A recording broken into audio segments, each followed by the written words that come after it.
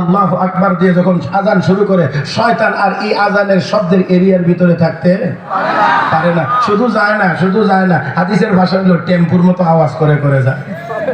বাকিটা বুঝে নিতে হবে, এটা আর চেয়ে বেশি বোঝানো যাবে না। আমার ভাইয়েরা, আমার বন্ধুরা, আসুন, আল্লাহর হাবিব রাহমাতুল লিল আলামিন রায় ঘোষণা করলেন ইহুদির পক্ষে। তাহলে বোঝা গেল বিশ্ব নবীর আদালতে চেহারা দেখে বিচার হইতো না। আর আসতে বলেন, এক মহিলা সম্ভ্রান্ত পরিবারের চুরিতে ধরা পড়ছে, তার হাত কাটা যাবে, এতে করে নবীর বংশটাও কলঙ্কিত হবে। এই জন্য সাহাবায়ে কেরামের মধ্যে গুঞ্জন কি, যে এই মহিলাটার হাত না কেটে অন্য কোনো হালকা শাস্তি দেওয়া যায় কিনা। এই কথাটা কি নবীর কাছে বলবে কি?